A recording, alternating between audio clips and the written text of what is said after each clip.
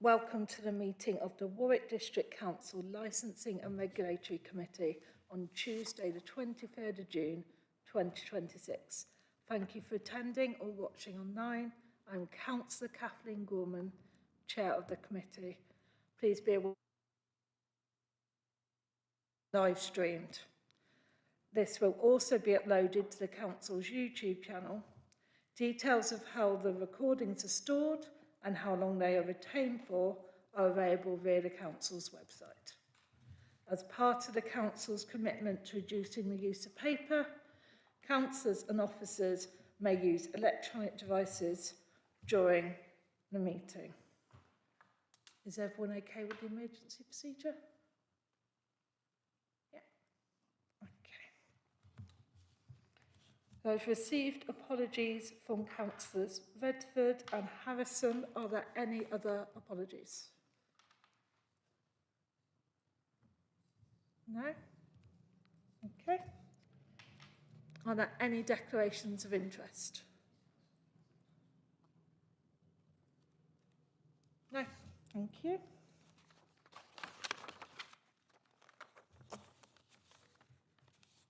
So moving on to item 3, minutes of the licensing and regulatory committees.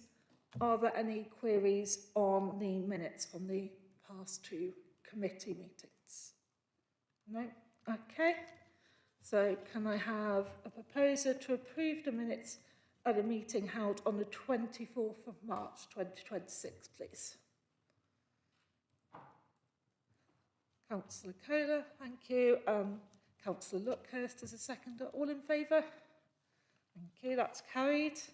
And then the committee meeting on the 13th of May 2026. Can I have a proposer, please?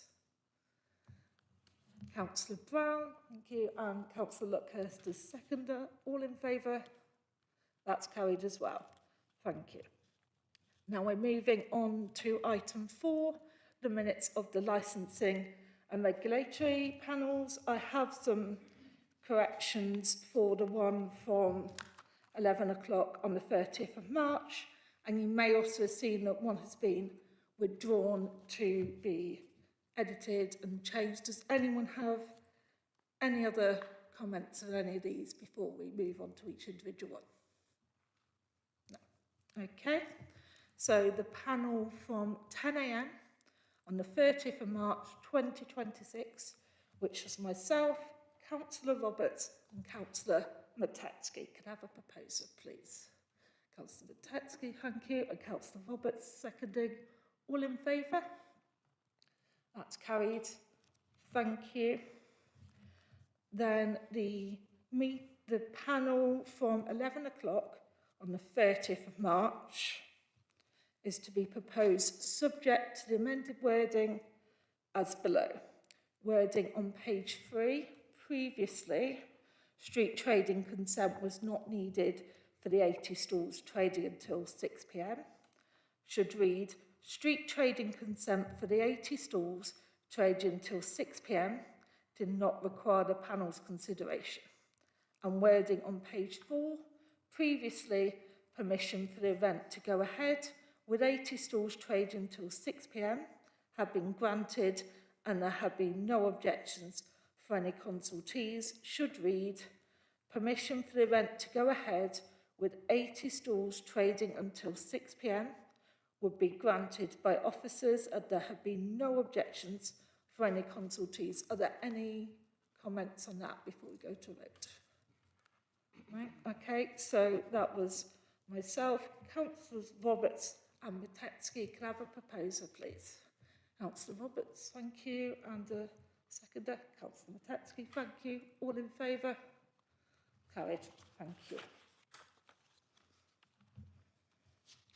Then the panel from 10 a.m. on the 23rd of April, which was Councillors Barton, Luckhurst and myself, are proposed from the chair. Can I have a seconder, please? Councillor Luckhurst, thank you. All in favour? Carried, thank you. The panel on 11 a.m. of the 23rd of April 2026, which again was myself, Councillor Luckhurst and Councillor Barton. I'll propose from the chair again. Seconder, please. Councillor Luckhurst, thank you. All in favour? Carried. Thank you. And then, as mentioned previously, the minutes from the 14th of May panel have been withdrawn and will come back to the next committee. So item 5, proposed Hackney carriage fare increases, and I'm going to hand over to licensing team leader Rachel Russell to introduce this report. Thank you, Chair. The purpose of this report is to provide the Licensing and Regulatory Committee the opportunity to comment on a proposed increase in Hackney carriage fares for Warwick District ahead of a decision by Cabinet in September. The current Hackney carriage fares were approved by Cabinet in April 24. For future Hackney carriage fare increase, it was proposed that the trade would be consulted by means of a survey every 18 months from when the last increase took place. 2 surveys have taken place in 2026 and officers are of the view that there should be an increase in fares. The ability of the Council to set Hackney carriage fares is derived from Section 65 of the Local Government Miscellaneous Provisions Act 1976. The setting of Hackney carriage fares is a Cabinet function, but the Cabinet are seeking the views of this committee based upon its knowledge of licensing Hackney carriage drivers and vehicles. The Council must apply this power reasonably, as the fixing of a market price for Hackney carriage fares within the Council district has a direct impact on the ability for a Hackney driver to make a living. Tariff rates only apply to Hackney carriages. There is no similar power to set fares for private hire vehicles. Hackney carriages can set lower fares and offer special discounts if they choose, but are unable to charge more than the set fares and tariff maximum. However, when the journey goes beyond the boundary of the district, the tariffs do not apply. Tariff rates differ according to the time of day, the number of passengers, and whether the journey takes place on a bank holiday. Tariffs directly relatable to the unsociable hours worked by drivers, therefore ensuring as far as possible the provision of Hackney carriage transport is always available. The current tariff is listed out in 1.8. Warwick District Council currently licenses 127 vehicles as Hackney carriage vehicles. 92 of these have 5 or more passenger seats and will use Tariff 3 in the evening and on bank holidays. Warwick District Council currently sits 132nd out of 337 other local authorities on the national Hackney carriage fare table for a 2-mile fare set at Tariff 1.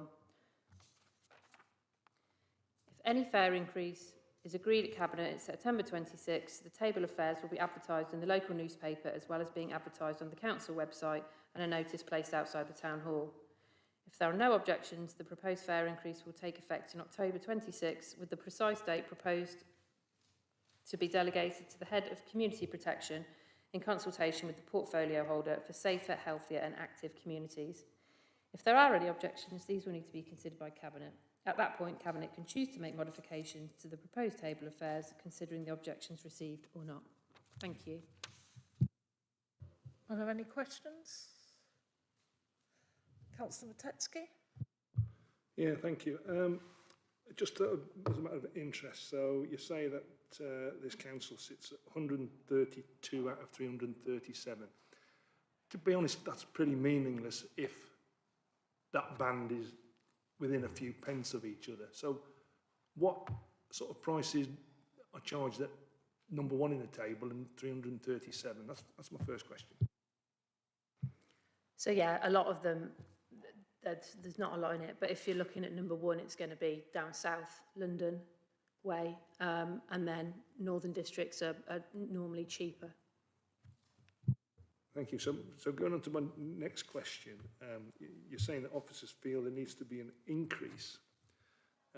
When you currently look at the table, just for Warwickshire, you've got rugby at £7.10 at the moment and Warwick at £7.65. I'm failing to see why it costs somebody more to run a Hackney carriage in Warwick than it does in, let's say, Rugby or North Warwick, or even Nuneaton and Bedworth. You know, I wouldn't have thought the insurance is going to be any more expensive, but I don't expect the petrol is going to be more expensive. So I'm struggling to see why officers feel that the Hackney carriage taxi drivers in Warwick are needing the increase. It's following on from the survey of the vehicle owners. And obviously we did look at the Office for National Statistics, Consumer Prices Index, and there has obviously been increases in fuel, etc., since the last increase in 2024. But as I said, it was Cabinet's request that a survey was undertaken every 18 months to decide if any type of increase was appropriate. And obviously your comments will go to Cabinet, who will decide that. So this is a survey of whom, may I ask? The Hackney Carriage vehicle owners, they're the ones that obviously have the vehicles, so we only send the survey to them. So is that not a bit like asking a turkey to vote for Christmas? Well, we got 61 answered, so that was just over half, and of those, 73% said that they felt an increase was appropriate. Thank you. Are there any other questions? Councillor Kohler. Thank you. The table shows beautifully clearly that we currently sit in 132nd place. After a 10% raise, where would we sit then?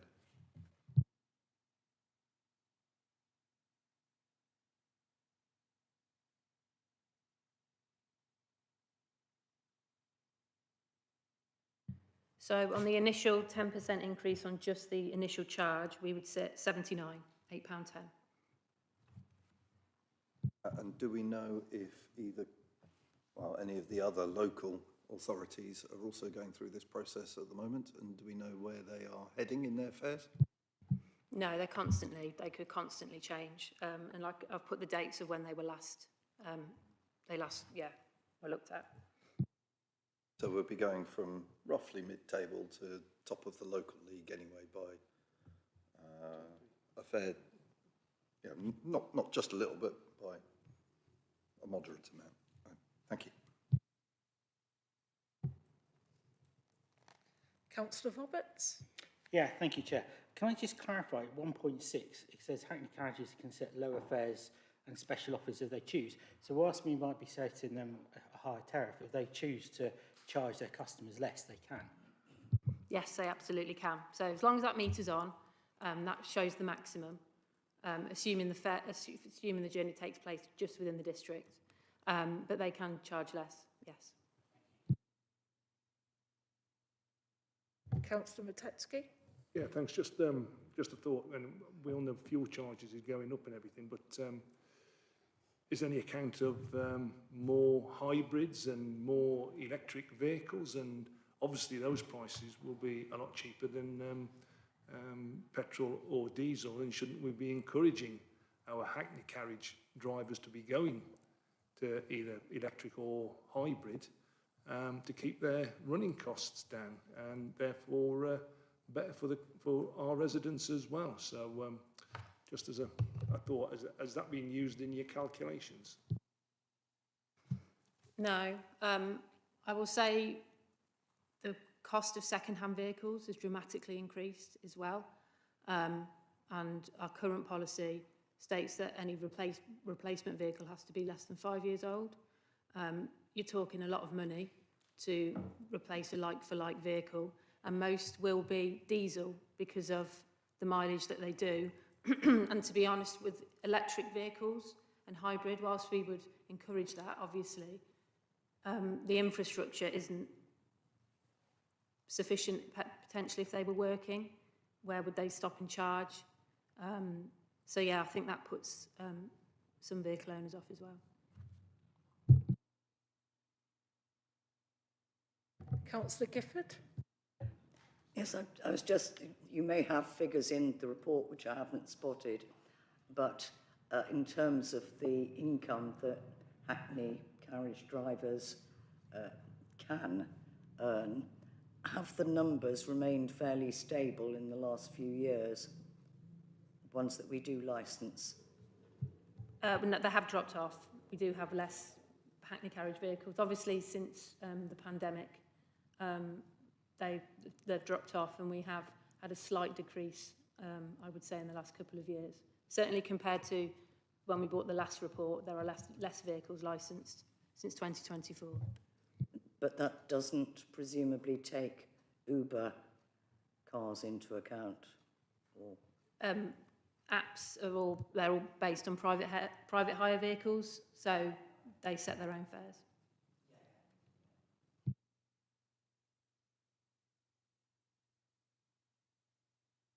Councillor Kohler? Sorry, I was just looking at a historical price chart of petrol and diesel costs. And since this time a year ago, it's 20% higher than it was a year ago. So I can see that operators' costs will have gone up higher than inflation in the last 12 months. So makes me feel somewhat sympathetic to having an above inflation rise in this.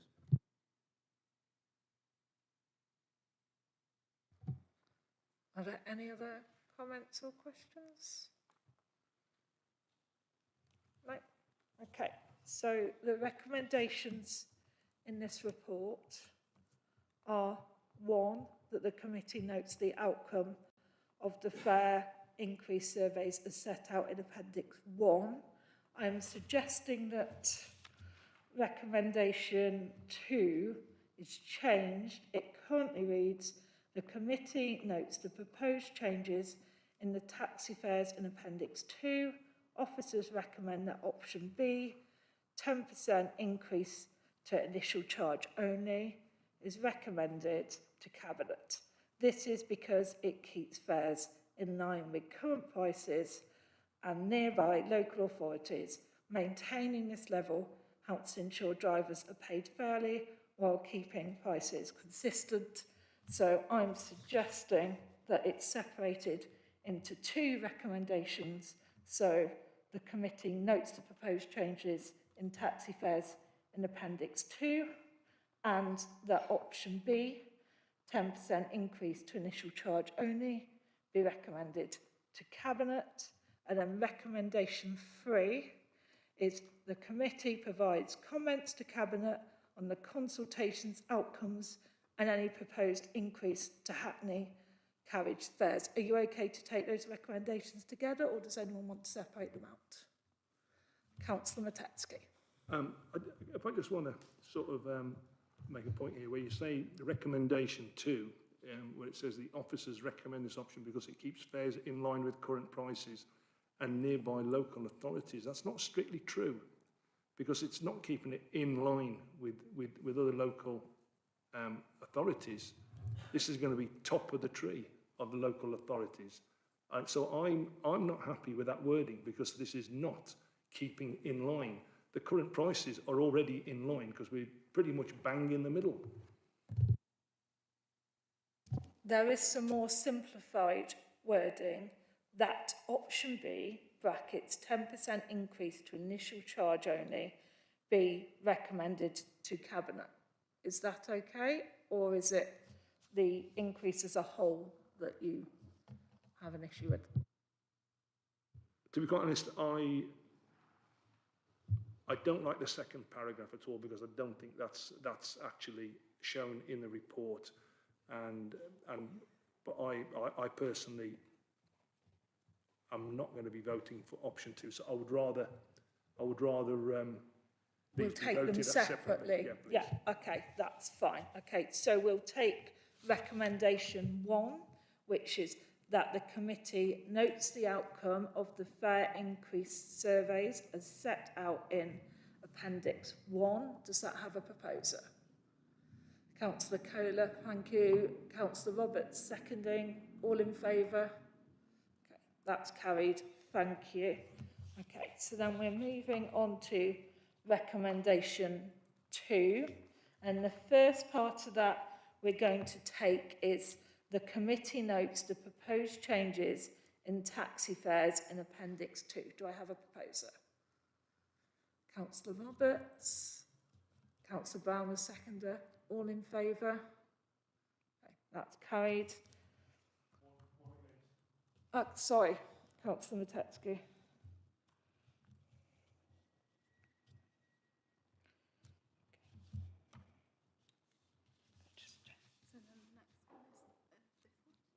Okay. Right, okay, and now we're moving on to the second part of that, which is the second part, recommendation 2, which is that option B, 10% increase to initial charge only, be recommended to Cabinet. Does that have a proposer? Does someone need this, do people need this sent round or seen in a written format? Or do you want me to read it out? Shall I read it out again? We split 2 into 2 parts. We just voted on the committee notes that the proposed changes in taxi fares in Appendix 2. So we were only noting the proposed changes, and now we are voting on whether we recommend so we were just noting them before, and now we're voting on whether we recommend those changes to Cabinet. So Chair, if you're just noting it, I have no objection to noting it, so Okay. I'm happy to carry that. And I did wonder, I thought, Councillor like others, Matetsky. we were doing the whole bit. Okay.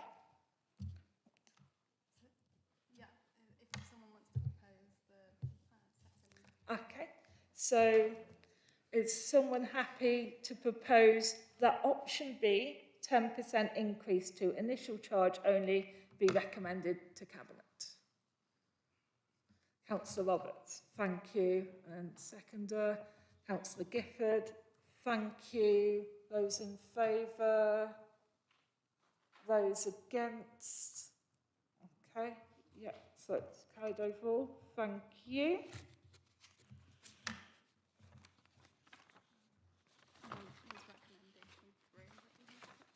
Okay, and then we move on to the final recommendation, which is recommendation 3. The committee provides comments to Cabinet on the consultations, outcomes and any proposed increase to Hackney carriage fares. Okay. So are there particular comments that you want passed on to Cabinet? Councillor Kohler. I would suggest making some kind of comment. Others may want to add stuff, but one thing I would particularly like to highlight to the Cabinet is the how fuel prices have changed over the last year. And that feels, although that's not strictly from the consultation, it feels like an external factor, which it's important for them to note when making the final decision. Okay. Councillor Matetsky. I'd like to think that the comments I've already made will be passed on to Cabinet. Thank you. Is there anything else that anyone want to add?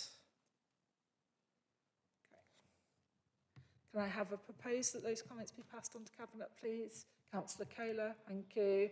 Councillor Lucas, seconder. All in favour? Thank you.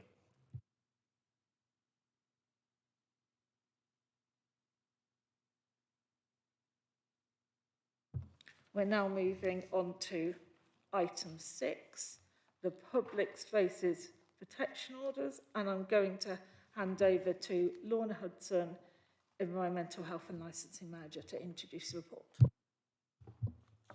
Thank you, Chair. Good evening, members. It's a very hot evening.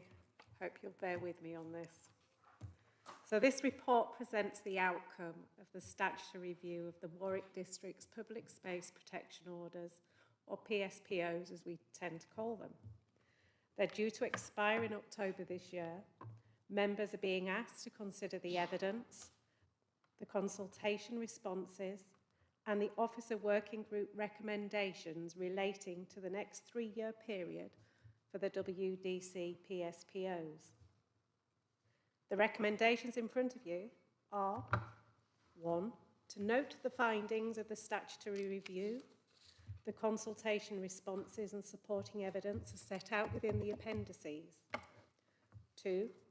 To approve the making of the 2026-29 PSPOs as outlined in Appendix 2 of this report, which in summary includes renewing or extending for a further 3 years the existing PSPO orders, varying some existing restrictions where appropriate, introducing a number of new orders where the evidence supports this. We'll go into more detail in what they are later. Number 3, that the L&R Committee give delegated authority to the Interim Head of Community Protection, liaison with legal services and the portfolio holder for safer, healthier and active communities to finalise the draft wording of the PSPOs, which are written in Appendix 5. That committee approve a 4-week consultation with statutory consultees, key stakeholders and the public on the introduction of a public spaces protection order prohibition relating to bridge jumping and other dangerous methods of entering waterways within the district. Again, we'll go into that in more detail a bit later. So before getting into the detail, it's important to remember the purpose of a PSPO and the role of Licensing and Regulatory Committee. The question is not whether a particular activity is liked or disliked, neither is it whether there have been large numbers of complaints about particular issues. The legal test under the Anti-Social Behaviour, Crime and Policing Act 2014 requires members to consider whether the behaviour has had or is likely to have a detrimental effect on the quality of life of those in the locality, and whether that behaviour is or is likely to be persistent or continuing in nature, whether it is unreasonable, and whether any proposed restriction is justified, necessary and proportionate. So the review process, it has been extensive. It has involved a multi-service officer working group. We've had 2 separate consultations, one with statutory consultees and stakeholders, and that took place in July and August 2024. There was also an open consultation with the wider public. That consultation took place January to March 2025. There's also been engagement with Warwickshire Police and consideration of operational experiences, service requests, enforcement activity, officer intelligence and site-specific assessments. It's also important to recognise that the recommendations are not simply a reflection of the consultation results, and that consultation responses formed only one part of the evidence-based considered by officers and for you to consider today. The public consultation generated 888 responses alongside the earlier stakeholder consultation. There was very strong support for the continuation of the existing orders, especially those relating to dog fouling, dogs on leads in specific locations, dogs on leads by direction, and the dog exclusion areas. Several suggestions were put forward during both consultation phases and directly from members of the officer working group. Some of those suggestions have been recommended, some have been modified, and others have not been taken forward at all at this time. This is because officers have assessed each proposal against the statutory tests. They've considered the available evidence, the operational experience, the legal considerations, and the requirements for any restrictions to be proportionate. Members will therefore see that the recommendations before them are narrower than some of the proposals suggested during the public consultation. This reflects the Council's responsibility to ensure that any restrictions are evidence-led, justified and proportionate, rather than simply responding to the number of comments received on a particular issue. I have also been asked by the Chair to address some of the points that have been raised in advance of this meeting. Firstly, questions have been raised regarding complaint figures and difference between figures referred to in the consultation materials and those disclosed through Freedom of Information requests. The Council's case management system contains a significant number of service requests, categories and coding options. The results returned will depend upon the search criteria used. For this review, officers have not relied solely on reports generated from the system or from any artificial intelligence. Instead, complaints, intelligence, survey results, raw data and service requests associated with the relevant locations of behaviours have been manually reviewed alongside other sources of information. Section 8 of Appendix 1 is the officer analysis. And yes, there is a difference in figures displayed in the infographics. This is because the AI tool, which was Copilot, that was used to produce those infographics, has rounded up that data. Furthermore, it's expected and explained in the report that the analysis of free text survey responses has been categorised then using officer judgment to identify the key themes. While some respondents, they clearly identify specific locations or issues. Others provided more general observations, which limits precise designation or attribution to the specific issue. In addition, response rates varied across the survey. Some questions were answered, all the questions were answered by some of the respondents, where others only answered some of the questions, or they completely skipped the questions. Members should therefore be cautious about comparing figures generated for different purposes and consider the report in its entirety rather than relying on just one element of it to reach a decision. Secondly, I would emphasise that complaint numbers alone should not determine your decision either. Whilst complaints are one possible indicator of impact, members are also asked to consider the severity, the likelihood of occurrence, and the nature of the location involved and the potential overall impact upon those using that particular space. For example, members will see proposals relating to the Learn to Ride area at Newbold Common. The rationale for those proposals is not based on complaint numbers. Rather, it reflects the purpose of that facility, the fact that it is used by children and inexperienced cyclists, and the foreseeable consequences should dogs be permitted to be in that space, either on or off a lead. The assessment, therefore, considers both actual incidents and the reasonably anticipated impact. Questions have also been raised regarding the cost of undertaking the review.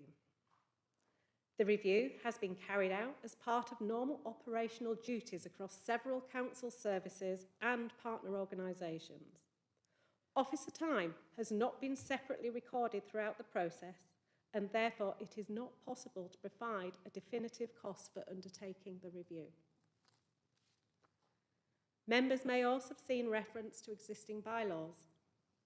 Whilst bylaws remain available for certain circumstances, the government introduced the PSPO regime specifically to provide local authorities with a flexible and evidence-based mechanism for addressing antisocial behaviour and activities that are detrimentally impacting on public spaces, not just parks and leisure grounds, as our bylaws tend to relate to.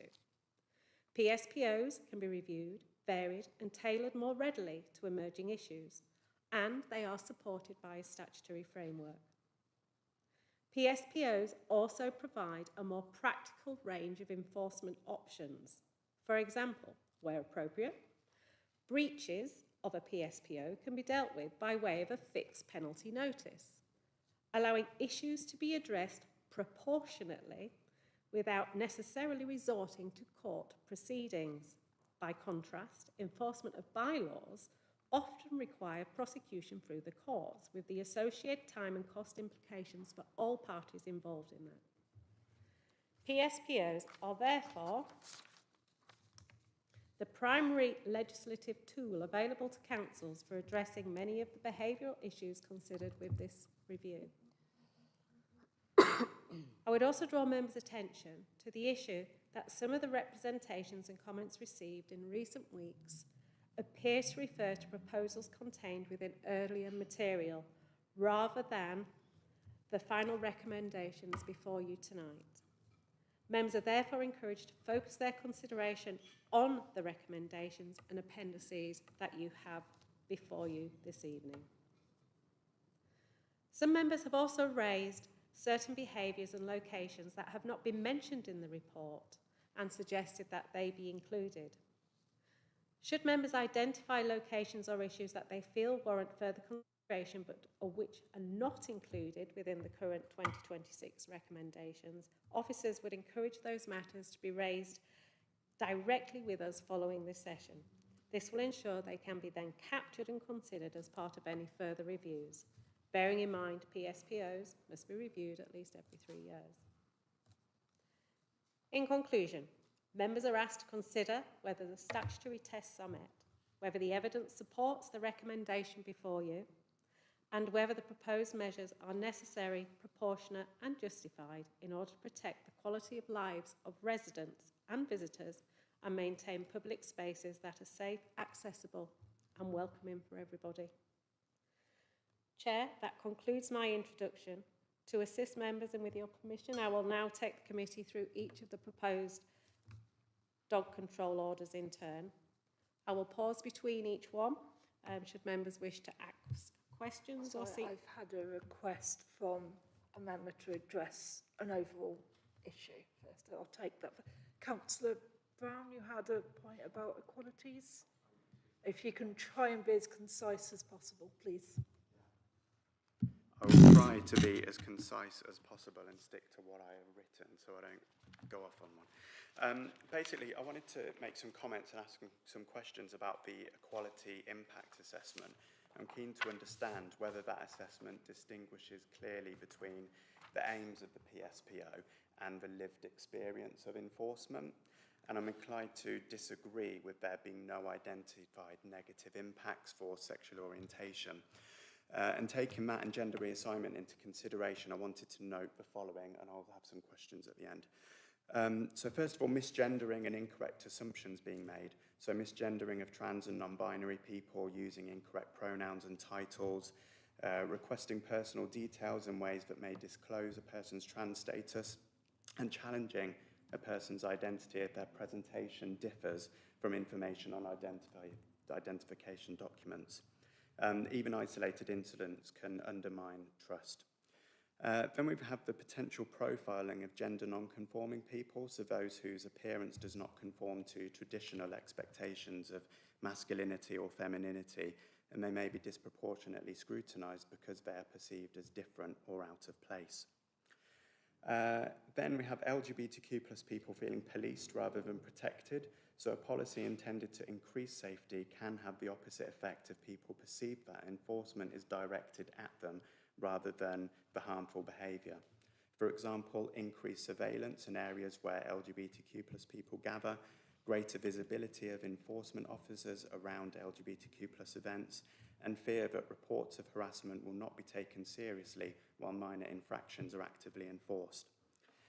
Then I wanted to talk about the unequal interpretation of street harassment potential. I think there needs to be clarity and consistency in how all of that is applied. So specific risks are that same-sex affection or expressions of gender identity could be misinterpreted by members of the public as inappropriate. Complaints motivated by prejudice could result in unnecessary interventions, and wardens or officers may unconsciously apply different standards to LGBTQ people than to heterosexual or cisgender people. What else did I'll skip the bit about toilets. So the impact during LGBTQ plus events, so points to consider, will enforcement be proportionate? Have organisers been consulted? Are wardens or officers briefed on LGBTQ plus inclusion? And then the final point is reduce confidence in reporting. So if LGBTQ plus people have negative experiences of PSPO enforcement, they may become less likely to report harassment, seek assistance, or engage with community safety. So I'm not arguing that the PSPOs are inherently harmful to LGBTQ plus people. I'm just trying to reasonably suggest that the equality impact assessment should recognise that implementation risks exist and that mitigation measures are required.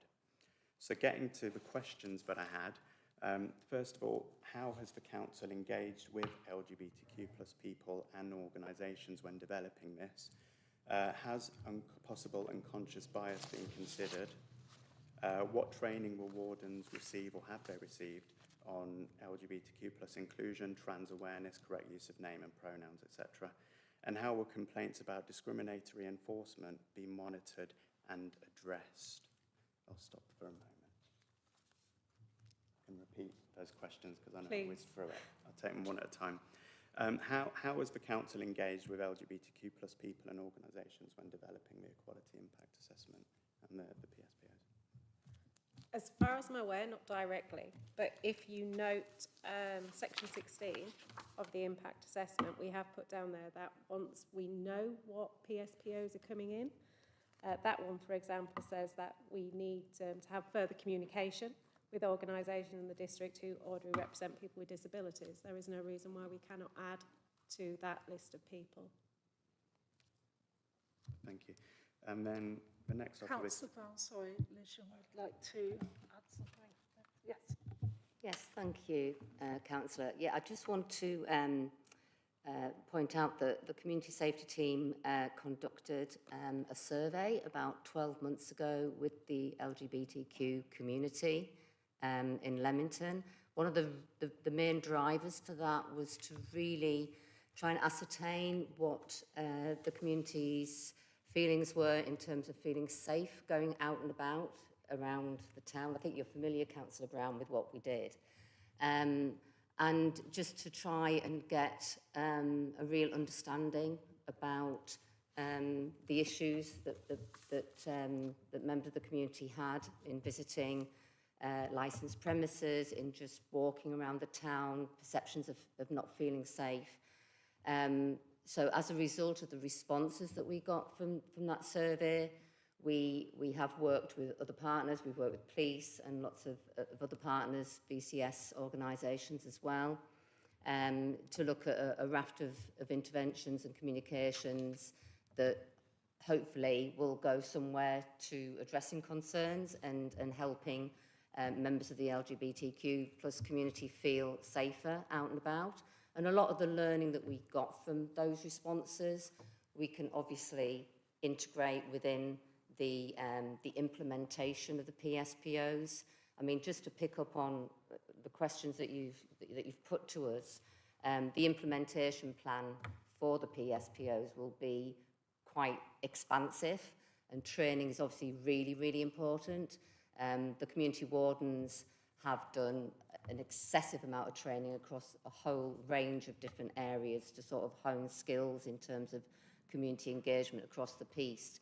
And obviously this, in terms of diversity, this is a very important area for them to be fully cognizant of and conversive with. So we will definitely be including the training in that respect as part of the implementation, doing refreshers, and obviously picking up on, talking to members of the community in terms of implementation, and open to any suggestions and advice from yourself, Councillor. We work closely with Equip. We're part of the community cohesion group for the county-wide community cohesion group, and we sit on the hate crime partnership as well, and both are supported by significant delivery plans that we're very much, engaged in with. So I hope I can provide some reassurance in that regard. But definitely it's a lot of work we've got to do in implementation. Councillor Brown, your next question. I just want to say thank you. That definitely is reassuring. I'm going to leave the other questions for now. I've taken it. Okay. Thank you. Does anyone else have anything they want to add on equalities? No? Okay. Is there any other overall comments before we go through things in more detail? No? Okay, I'll hand over. Oh, sorry, Councillor Gifford. Yes, thank you.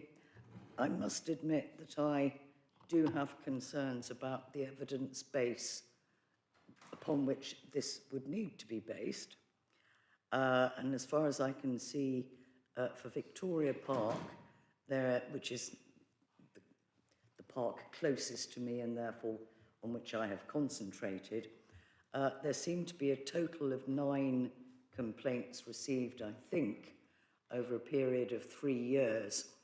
And to be honest, I find that If that's supposedly evidence of a serious problem in Victoria Park, I would have to say I think that is something of an overstatement. I don't know if you can comment on that. I mean, of the 9 dog-related issues, 2 were of dog fouling, which is clearly unpleasant, but won't really, apart from the possibility of being fined, won't be changed by whether dogs were on leads or not. For example, one was a stray dog. Well, I don't think any PSPOs will have any impact on strays. It would be nice if there weren't any, but it was a stray. And I think a third one was a dog that got into the children's play area, which is clearly not helpful. And I would have to confess that over the years, I'm sure our dogs were magnetically drawn to children's play areas. And yes, we tried to get them out extremely quickly. It didn't really call for a PSPO. So I suppose what I need reassurance of, or would like reassurance of, is that there really is evidence of need for this. Thank you. Would you be more specific which order in relation to Victoria Park it is you're concerned about? The dog control orders in the park. I think everybody is very happy to keep dogs out of playground, off the bowling greens, out of the tennis courts, off the skate park. It's that central area which has always been historically a place where dogs could run freely, in control, with any luck. So the dogs, there are no changes to the dogs on leads in Victoria Park? Well, there is the introduction of dogs on leads by direction, because that's district-wide, surely. That is a district-wide one, but it's currently in place. So it's not an additional proposal, but it's to extend that for another 3 years, yes. And that isn't a blanket ban. The dogs on lead by direction is only if a dog is being a nuisance in that area and an authorised officer is then able to tell that person or whoever's in control of the dog to put the dog on a lead.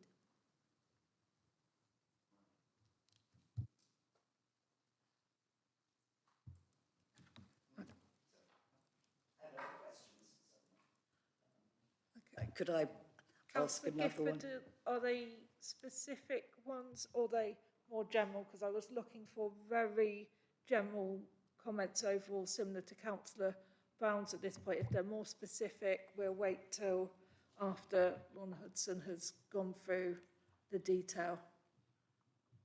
Is that okay?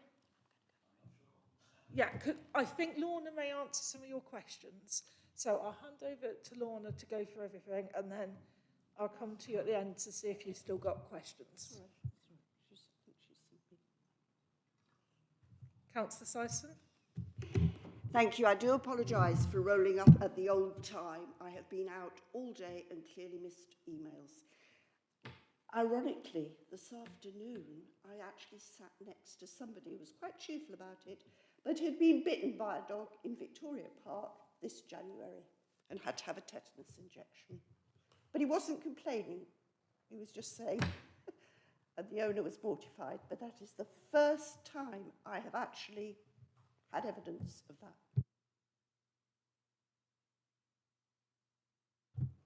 Okay, was there anyone else with a general point? Because I think if you've got more specific points, I think Lorna's about to answer many of them. Okay, I'll hand over to you, Lorna.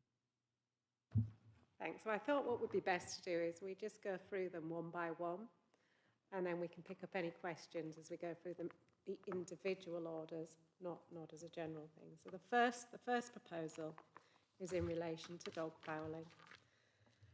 So that would be a district-wide order. It would be an extension of our existing order, not varying it, keeping it exactly the same, to remove faeces deposited by dogs from any land to which the public have access to in the Warwick district.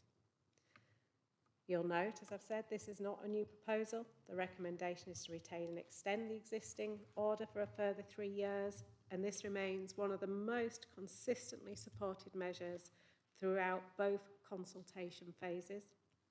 Public health concerns, the impact on children and families, and the importance of maintaining clean and accessible public spaces were recurring themes throughout the consultation responses.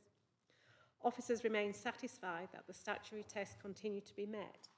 And I will take you back to the point I raised earlier, the likelihood of not having this and dog muck not being cleaned up and the health impact that can arise from that. Ultimately, if there's a parasite that lives in dog faeces, which can make children blind. No, we've not had any complaints about that in particular. We get the occasional complaints about dog fouling, but not that many anymore. But would we, if you were to relax this particular order? Are there any questions on this proposed dog fouling order? Councillor Kennedy? Yes, and thank you for that description. My question is around people, yes, they collect their dog mess, and then quite often as a regular litter picker, I find that they leave it in bags in a bush or along the verge or somewhere else, leaving it for somebody else to collect. Is there anything that we can include in the order to encourage people, having collected the dog mess, to take it home with them or dispose of it in an appropriate way and not leave it for somebody else to pick up? That's a littering offence, which we can take action, but we need to catch them. Councillor Gifford, did you have any questions on the dog fouling? Okay. Anyone else, any questions on the dog fouling specifically? No? Okay, carry on. Thank you. So the next one is the dogs on leads by direction. This proposal, as I mentioned earlier, a person in charge of a dog must keep a dog on a lead only when told to do so by an authorised officer. And this currently is on any land to which the public have access across the entire Warwick district. This order does not require dogs to be kept on leads at all times. Rather, it provides authorised officers with the ability to require a dog to be placed on the lead where it is causing a nuisance or where intervention is considered necessary. Consultation responses demonstrated strong support for retaining this measure. Members may also note that it provides a proportionate and flexible enforcement tool because it allows officers to respond to circumstances as they arise, rather than imposing a blanket restriction. Again, it is an existing district-wide order and officers are recommending that it is retained. Do you have any questions on this one? Councillor Kohler? Thank you. Just a quick question. Do we know how much this is currently used by our community wardens? So is there a record anywhere of how many times residents have been instructed to put a dog on a lead, or how many fixed penalties have been handed out as a result of someone not complying with it? Before I hand that over to Liz to comment on, the first thing I will say is bear in mind our first action is not to initiate an FPN, which would then generate a log on our data management base. It would be to tell somebody, your dog's causing a problem, please put it on a lead. And if that person just does it automatically without any issue, then it's not logged. So we wouldn't necessarily know, but Liz may be able to say more from her experience with managing the team. Yeah, I mean, certainly since the community wardens came into being, so getting on for 3 years or so ago now, before that team was in existence, I think we had one fixed penalty notice for a dog issue, just one. Since we had the team, we've, certainly in terms of FPNs generally, for breach of PSPOs, not just dog control, we have got into double figures. I think we're around about 25, 30 since the team, which doesn't sound an awful lot, but when you compare it with that so one before, it's a major improvement. But as Lorna says, we are very much about engaging, advising, preventing rather than enforcing. But saying that, we have introduced a new software system for the wardens called React. It's an antisocial behaviour software, which they are able to literally record every interaction that they have, whether that be, any kind of incidents, any kind of engagement, they can record it on the system. So we started using that about 6 months ago, and that will enable us to capture not just quantitative data, but qualitative data as well, in terms of interactions with dog owners going forward. So certainly, as I say, we'll be able to capture a lot more information in that regard. Someone else had their hand up, Councillor Comer. Oh, Councillor Dray. Okay, Councillor Dray, go to first and go to Keith. I've just got 2 questions. Will there be clear, visible signage on the proposed sensitive areas so that both locals and visiting dog walkers know exactly where leads are monitoring? Councillor Dray, is this related to the dogs on lead by direction? Which is, okay. Would you like to repeat the question, please? Oh, my thing's gone now.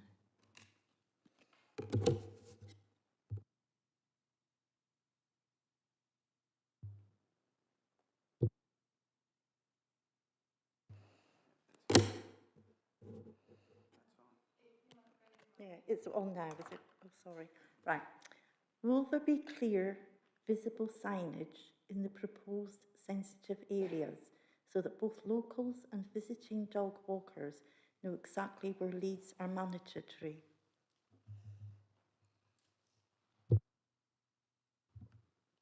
A review of signage is going to be undertaken once we know what you're going to approve. There are signs out there already, and if any new signage needs to be erected, it will be. But this one, as in particular, somebody would be asked first to place their dog on a lead if it was causing our direction, and they would be verbally advised in person that this particular PSPO was in place before there'd be any sort of enforcement action taken. So this particular one, it would be impossible to litter the whole district with signage to say this is in place, which is specifically important why we would need to advise somebody there and then. And it's only then, if they refuse to do it, would we look at doing anything further. Does that help? Councillor Kohler and Councillor Tetsky, I've seen your hand, so I'll go to Councillor Kohler first. Thank you, Chair. I was just wanting to clarify that the previous question about the dogs on leads by direction, I was really trying to get a sense as to how often this PSPO is used by community wardens. So is it something that they use regularly, or is it something that some of them have never used? Certainly, the wardens, I mean, we previously had our dedicated dog warden. She's just recently retired, and now the dog warden or animal warden service has been absorbed within the community warden team. So we actually have sort of more boots on the ground, if you like, in terms of actually dealing with, dog-related issues. It's provided us with obviously more capacity. Anecdotally, in terms of talking to the wardens and knowing, finding out about their patrols and what they've encountered, yes, they have come across, dog owners within parks, and they have had cause to ask them to put their dog on a lead if that dog's causing a nuisance, or maybe causing alarm or distress, or they're near a play area and possibility of actually encroaching into that dog exclusion area, for example. So yes, it has happened, it does happen, and it will continue to happen. And obviously the whole purpose of the order that is the case where if somebody is asked to put their dog on a lead and repeatedly ignores the authorised officer, then that's when the PSPO can be put into force. And as I say, we are able to, going forward, really capture those interactions far more accurately, to actually keep a log of that kind of activity, and how that relates to eventual penalty notices if that's the action that we have to take. Councillor Matetsky? Thank you, Chair. Mine's more a comment. I mean, there's a bit of a question at the end just to make sure I've got this right. But I think, personally, I think the number of cases is irrelevant if you was to start from scratch and you had to do a proper health and safety risk assessment. You would be looking to give the authority to the wardens to be able to do that, whether there's no cases or not. And I think this particular order is the one that's maybe being misread by a lot of the public, where they're thinking all dogs have to be placed on a lead. So that's not the case. And you'd like to think that dog owners should know their dogs and should know the ones that should be on lead. I'm a dog owner, and yeah, it's you'd like to think that the dog owners would know their own dogs, but as we know, not everybody is as responsible as we'd like them to think to be, and therefore I fully support this recommendation. So I suppose my question at the end is, am I right? Can you confirm that this is just a continuation of what's already in force? We're not introducing anything new here. 100% correct. Are there any other questions about the dogs on lead by direction? No? Okay. So the next one is dogs on leads, but in designated areas. You'll see that this proposal contains both existing and new locations. So the recommendation is to retain the existing requirements within Jefferson Gardens, cemeteries, and the sports grounds and pitches when in use by authorised sporting activities. In addition, officers are recommending the inclusion of further locations, including the following that I will go through now. And you can ask me individual questions on each of them as we go through.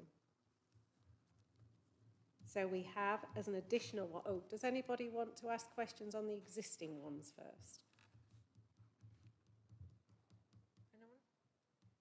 No? Okay. First one then. So the additional ones, we've got Pageant Gardens, and that's predominantly because that is an ornamental park. The next one are some areas in Abbey Fields as proposed, if you look at the maps, which are in Appendix 2. Hang on. So are there any questions on Pageant Gardens first, or comments? No. Were there more details you wanted to give on Abbey Fields before I go to questions on that? Are you okay? Okay. Are there any questions or comments on Abbey Fields? Councillor Kennedy. Just to welcome that extension to those areas, both in terms of the Abbey Fields management plan and for the general use of Abbey Fields, which is increasing all the time. So I welcome them. Any other comments or questions on the proposed orders for Abbey Fields? No? Okay, next one. So the next ones are the proposals within Victoria Park as proposed.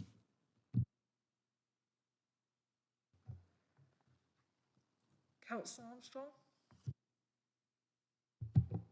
Thank you. Could you just clarify exactly which areas in Victoria Park are dogs on leads, because the map doesn't have them on. It just has the dog exclusion zones in Appendix 2. I'll do my best. I may lean on Liz. So you've got here the skate park, which is the thin squiggly bit on the left.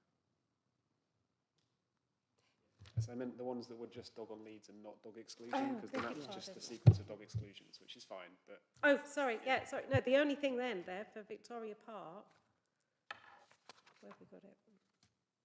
Is the bowling green surrounds. So at the moment, that's a dog exclusion. so what does that translate to on this map? Is it, how do we get? It's only the dog exclusion which are on that map. So the spectator area of the bowling green, which is currently a dog exclusion, which is why it's red on the map. But what we're proposing is we make that into a dogs on leads, just on the exclusion.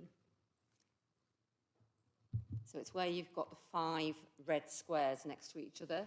They're the actual bowling greens themselves.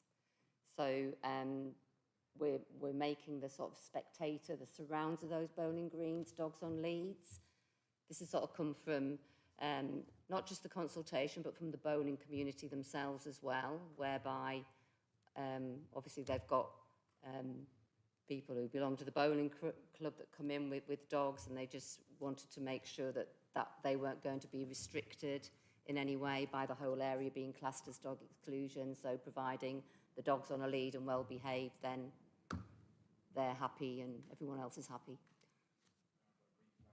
Fine, that's new. Yes, so does that get demarcated by the bowling green hedges or the road, or that's what? Just so I'm just trying to get some sense of exactly where that goes to when it says surrounds, really. It's just as you go into the bowling greens from the roadway, Archery roadway, you've got the one entrance into the bowling greens. So it literally is the perimeters of every green. But knowing the bowling community, the predominance of spectators will be at the far end where the pavilion is, looking onto the greens rather than situated round each one, I would suggest. Okay, thank you. Councillor Luckhurst, then I'll come to you, Councillor Gifford. Thank you, Chair. I was wondering about are there any examples where rules have been relaxed, and Councillor Armstrong brought that up. So I just wondering if it probably should have been in the more general questions, but are there any other examples where we have relaxed rules where they previously existed?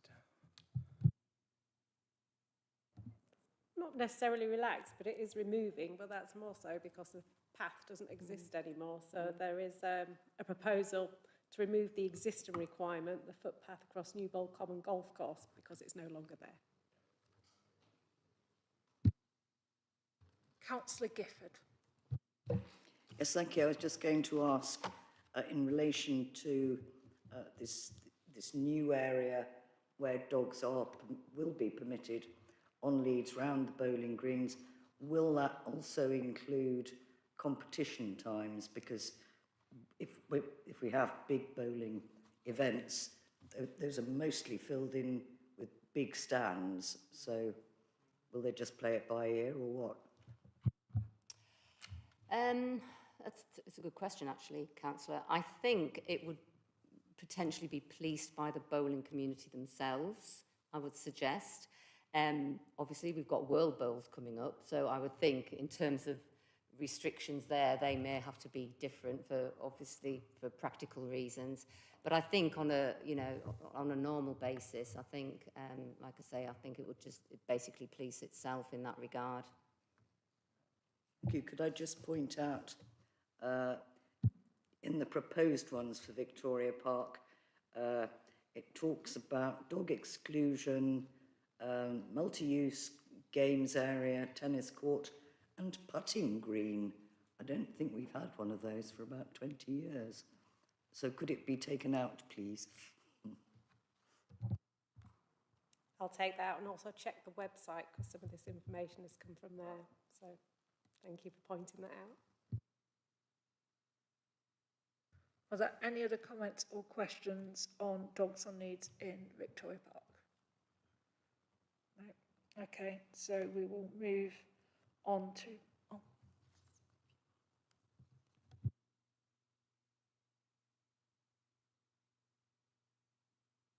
Was it council car parks you're wishing to discuss?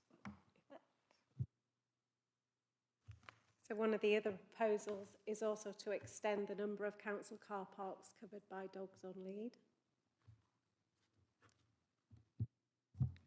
Are there any questions on this one? Councillor Matetsky. Yeah, I'm just wondering how people are going to know which are the designated areas or not. You know, I mean, talking about footpaths and pavements adjacent to public highways, which is designated council car park. So are we saying that all footpaths and pavements are along the highways or just council owned? I'm unclear what it's actually saying there. So as we said, there will be a review of signage following whatever the decision is tonight. In returns to highways, there isn't currently any signage that I'm aware of in other areas about keeping the dogs on a lead. And what that's meant to relate to is even the most well-behaved dog, if it saw something on the other side of the road, it could potentially run in front of a car, and human nature's natural reaction would be to try and swerve. So it's trying to avoid that issue. It's also consistent nationwide. Most of the local authorities have that PSPO in place. It's a deterrent. It's a likelihood if a dog's walking along a road where there's cars, is there going to be an issue? So it does fall into that category for you to consider. No, thank you. Thanks for explaining that. I'm perfectly happy with that. I mean, my dog's well behaved when it's off the lead, but one thing I do, you know, for the dog's safety is always put it on the lead as soon as I do leave a park or anything, and you'd like to think that most dog owners would want to protect their loved pets, so seems quite sensible. Thank you. Are there any other comments on dogs on leads in council car parks or footpaths and pavements adjacent to highways? No. Okay, so we've covered the Bowling Green surrounds, and we've also discussed removing the restriction for the length of the public footpath as it crosses Newbold Common Golf Course. Those are all the dog on needs orders in specific areas. Did anyone have any other comments on any of those before we move on to the dog exclusions? No? Okay. Would you like to say anything about the dog exclusions? So, final dog control proposal relates to dog exclusion zones. Again, the majority of existing restrictions are proposed to be retained, including clearly demarcated children's play areas, tennis courts, the actual bowling green, the racecourse track and Oakley Wood crematorium. The main proposed additions are to the Learn to Ride area at Newbold Common, skate parks and any crazy golf areas across the district.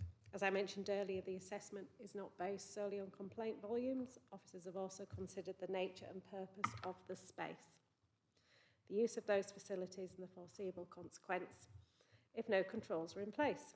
The Learn to Ride area is the clearest example of this approach, the recommendation being based upon the intended use of the facility by children and experienced cyclists, and this potential risk presented by interactions with dogs within a relatively confined activity space.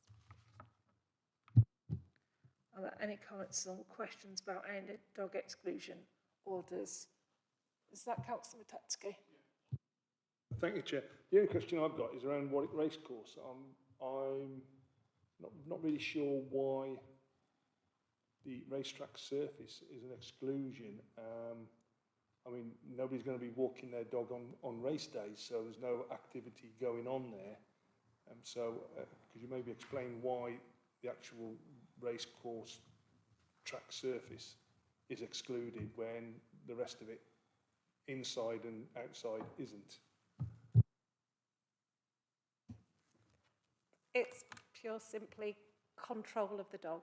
If you're walking a dog across there in the area, then it could go and defecate somewhere, then that could end up being a risk to any of the people using the racetrack for the purpose of what it's meant to be used for.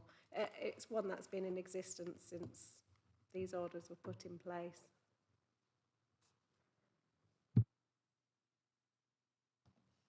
Any other questions or comments? Councillor Kohler? Thank you. Regarding the new ones, the Learn to Ride area, that seems perfectly sensible and it's all fenced off and so seems eminently enforceable. And I think the same is true of the Crazy Golf area in, was there a Crazy Golf area in Newbold Common, Victoria Park and Kenilworth Skate Park? I'm a bit confused by the wording there. And then in terms of the skate parks, is the Newbold Common one, is that fenced off or is that just an open area that we'd be trying to keep dogs out of? I would just ask that you steer away from being fenced off, because that's not what it says. It says clearly demarcated, so it doesn't necessarily have to be a fence. If it's obvious when you enter into that area, that could fall under that as well. That doesn't seem to answer my question, though. How enforceable is it going to be if it's just a... okay. And the other point about the Crazy Golf area, where are the Crazy Golf areas within the district? The only one I'm aware of is in St Nick's Park, which isn't listed. I'll just flip back to the how enforceable. Bear in mind, it's all of these orders. It wouldn't be an immediate fixed penalty notice.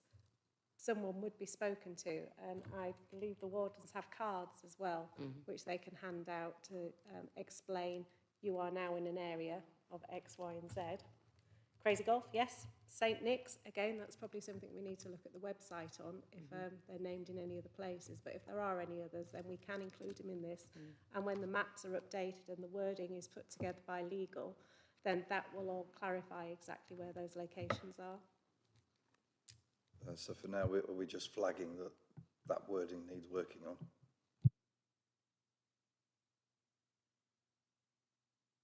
Is that a question?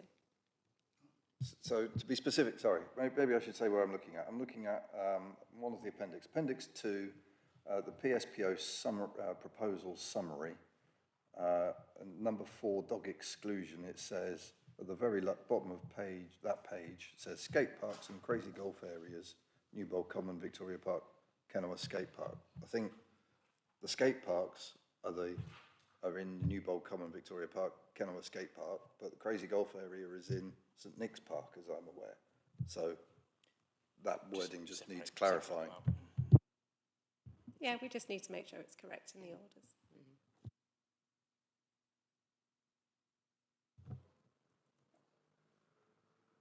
Are there any other comments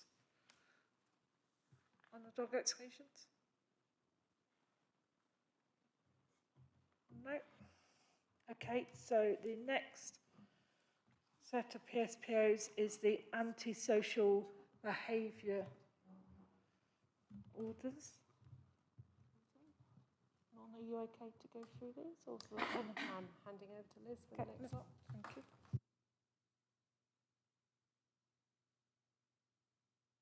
Put my microphone on. I will now move on to the other orders. Firstly, the district-wide intoxicating substances PSPO is an existing restriction that we are recommending is retained for up to a further 3 years. The district-wide intoxicating substances zone enables the police and designated council officers to take proactive action against people causing issues relating to alcohol consumption and other intoxicating substances. The current PSPO can be used to restrict the drinking of alcohol in a public space where this has or is likely to have a detrimental effect on the quality of life of those in the locality, be persistent or continuing in nature and unreasonable. The order does not make it an offence to drink alcohol in a public place. An offence is only committed if the person continues to drink alcohol after being asked to stop or refuses to hand over any alcohol. Police or designated council officers will only exercise their powers under the order in relation to problem drinking. The order also prohibits any person without reasonable excuse from ingesting, inhaling, injecting, smoking, or otherwise using any other intoxicating substance which has the ability to suppress, depress the body's central nervous system, and failing to surrender any such substance when asked to do so by a police officer or other authorised person. The restriction shall not apply to a premises authorised by a premises licence or premises club certificate to be used for the supply of alcohol under the Licensing Act 2003. So I'm happy to take any questions on that particular order. Councillor Syson. Thank you. I'm like a gramophone record with the things stuck. But I am reading from the Warwick District Council Public Spaces Protection Order 2020, where it says, para 3, except as provided in paragraph 4 of the order, all persons are prohibited at any time from ingesting, inhaling, injecting, smoking, or otherwise using any intoxicating substances, which includes alcohol, and continuing to consume alcohol or use any other intoxicating substance when asked to stop. So that "and" implies to me that you are prohibited anyway, and also when you're required to stop. But I do notice from the council's website on intoxicating substances zone, the wording there says the order also prohibits any person without reasonable excuse from ingesting, inhaling, injecting, smoking, or otherwise using any blah, blah, blah, blah, blah. And I'm just wondering why those words are not in the public spaces order.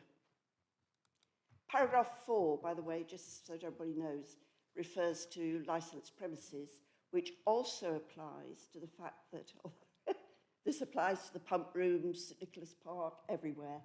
But of course, our events people allow alcohol to be sold in those areas. But that is covered because they are given special licenses. My question is just, why does the website have the words "without reasonable excuse," which is not in the PSPO?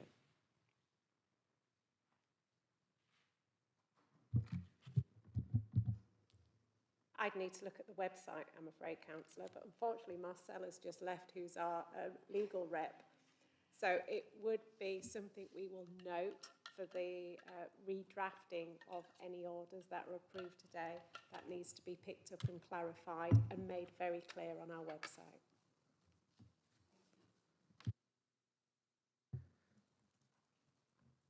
Councillor Gifford. I might be jumping the gun here, but I'm looking down to number 4 in that table that starts with intoxicating substances, direction to leave a location. And I'm kind of assuming, rightly or wrongly, that that only applies to people who have partaken of intoxicating substances. It doesn't really apply to anybody else, or does it? I don't know. If I could just hold that thought initially, Councillor, and I'll come on to the direction to leave as part of the new orders and explain that, if I may. Thank you. Any more questions on the intoxicating substances? There's an existing restriction that we're recommending to be retained for a further 3 years. No? Okay, I'll move on. We're also recommending the introduction of the following new district-wide PSPOs. I'll just run through the list now and then I'll take each one in turn. Number 1, prohibiting fires, barbecues and fire-causing activities. Number 2, prohibiting public urination and defecation. Number 3, direction to leave a location. And number 4, prohibiting antisocial riding. Number 5, prohibiting street harassment. So I'll go back to the first one, which is prohibiting fires, barbecues and fire-causing activities. The only exemption to that order would be where there were authorised events, where there had been, through the SAG process, they have potentially obtained licensing permission for whatever activities involve fire-related activities. So by this, we are talking about disposable, portable or gas or any other form of outdoor temporary cooking equipment, bonfires, fire pits, the throwing of matches, lighters, fireworks or any other incendiary materials. The council has put in a prohibition for the last 2 or 3 years during the summer season in terms of prohibiting barbecues and fires, anything of that ilk.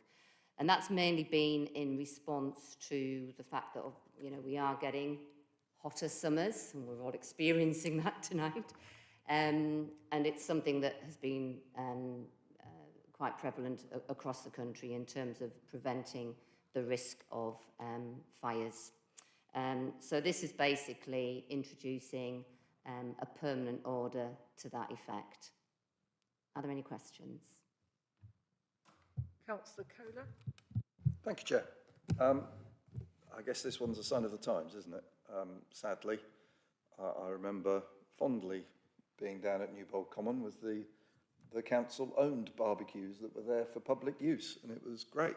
But sadly, it seems that that time has gone, and a consequence of climate change is that, well, we have to adapt, and this is one way that we have to adapt. I think if we remember 2 or 3 years ago when we had the previous really, really hot episode, there were wildfires springing up all over the country. And in my ward, in one of the parks, we have had instances of kids, you know, deliberately starting small fires. And frankly, the prospect of one of those really taking hold and ripping through the park just terrifies me. So, yeah, this has to be done.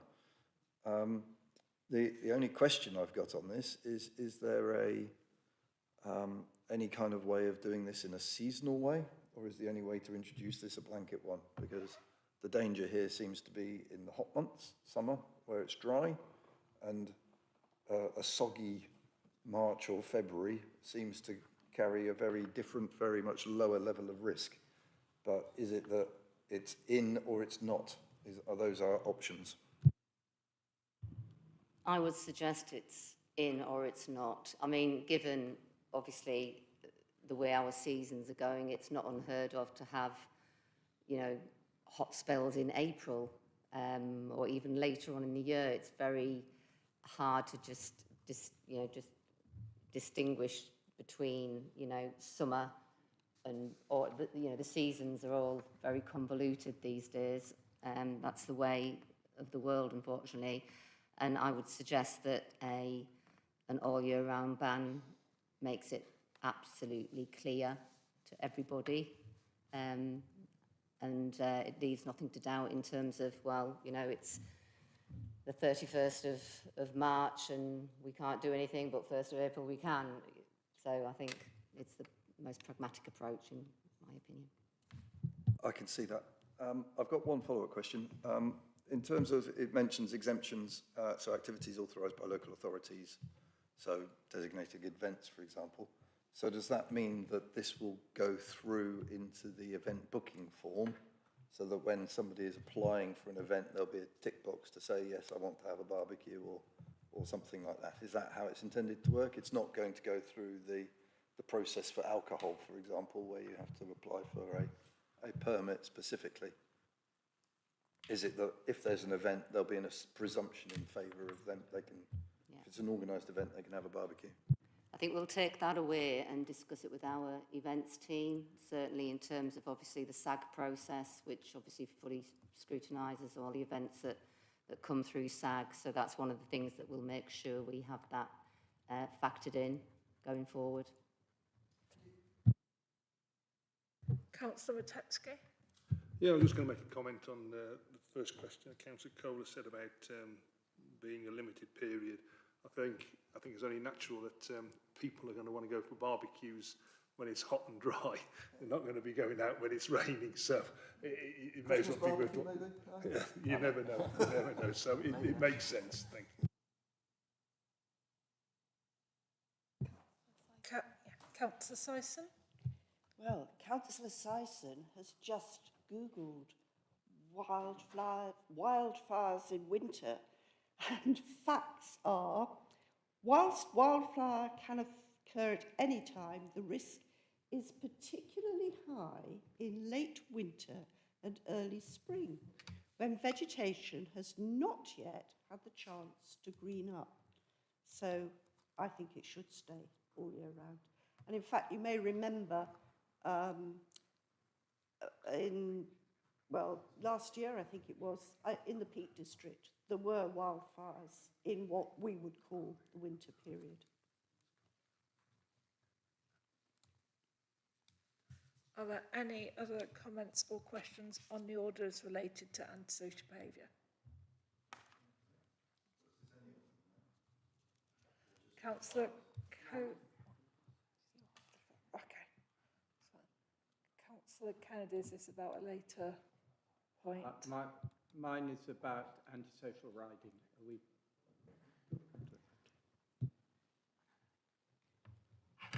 So moving on, so the next prohibition that we're talking about introducing is public urination and defecation.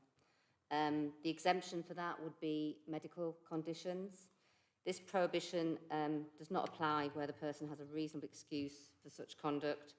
Reasonable excuses may include, but they're not limited to, a medical condition that necessitates immediate action. Any questions?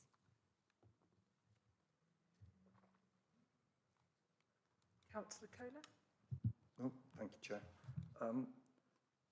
I guess this one, nobody is really going to object to. I guess there's a general question in terms of the next 3 or the next 4, which is the demarcation between the responsibilities of the community wardens and the responsibilities of the police. And what we are doing is, assuming that all of these go ahead, is that some areas which would currently be solely the responsibility of the police, we're taking on a shared responsibility. And I guess on the one hand, I can see that if we've got a visible presence of community wardens, then empowering them to tackle some of the more common things seems eminently sensible. And on the other hand, I think I want the police to still do some of this stuff. I don't want to be doing everything for them. I think that the police, we pay a separate precept for the police. They're separately funded. That they do a great job in some areas. In some areas, we can have questions, but I think that's the balancing act. And I just worry each time that we get one of these, we kind of think, public urination and defecation, who could possibly say we shouldn't empower our community wardens to be able to take action there? But every time we do it, we're kind of eroding that line between the community wardens and the police. So I think that's my comment. I think I can't say that we shouldn't give our community wardens this power. So, but I just think something in the back of my mind always when we talk about these things. If I could just respond to that, Councillor, as part of the implementation plan for the Public Spaces Protection Orders, we are developing a joint enforcement protocol between the community wardens and the police. So we want to ensure by having that protocol in place that obviously Warwickshire Police sign up to, that we are all playing a full part in the, obviously from a prevention point of view, as we've already stated, it's prevention first and foremost and raising awareness and engaging. But when it comes to enforcement, it can't just be down to the community wardens. We are a proportionately small team and we can't be everywhere all at once. So obviously it is a shared responsibility. And it's something that we've been engaging with our police colleagues throughout this whole process. So this is not going to, they're fully conversant in terms of what our intentions are with producing this protocol and implementing it. And we have the backing of senior police, some of you that were at ONS the other week, where Chief Inspector Simon Ryan was there. He's fully supportive of this approach. So yeah, we're fully mindful that we we can't do this all on our own. Any more questions, or can I move on? Okay. So moving on to direction to leave a location. An authorised officer may direct any individual to leave a clearly defined location and not return for a period not exceeding 24 hours if reasonably believes behaviour is causing alarm, distress to the public, or potentially contributing to crime and disorder, or likely to in the immediate area. So by the locations that we're referring to, we're talking parks, shopping centres, town squares, any spaces with visible or mapped perimeters that can be clearly defined at the time that the direction is given. Any questions?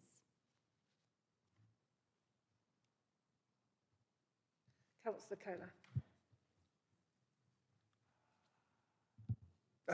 Thank you. So again, there's the general kind of comment about powers of the police versus community wardens, but this one specifically, where we talk about shopping precincts, I guess we do have people living in shopping precincts.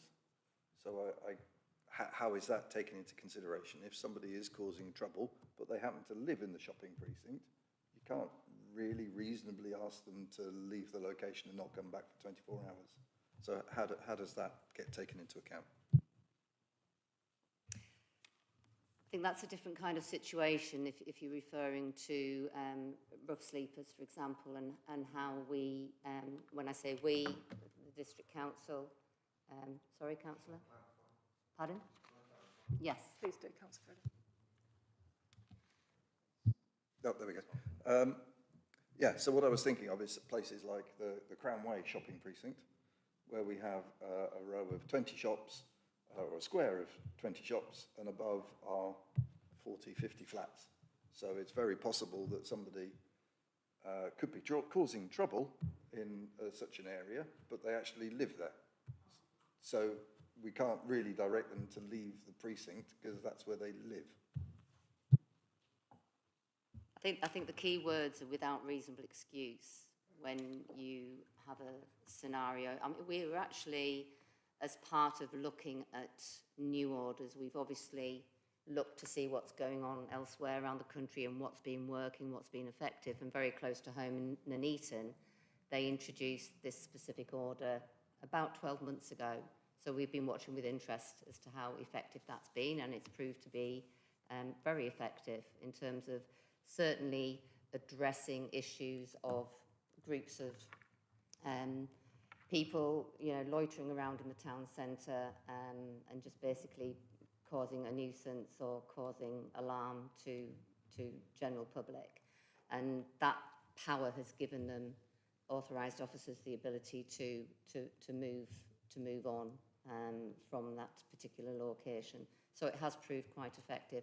But obviously in the example that you gave, that, you know, you can't ask somebody to leave an area where they live, but it obviously is dependent upon the nature of their behaviour as to whether that's an antisocial behaviour or whether actually it's going over the antisocial behaviour into more, you know, even undesirable behaviour that might be a police matter, for example.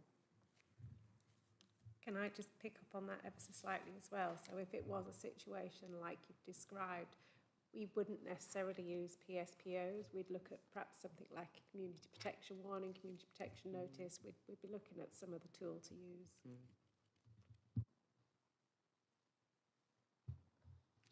Are there any more questions on direction to leave a location? Okay. Liz, are you moving on to the prohibition on antisocial riding? I am indeed, Chair, thank you.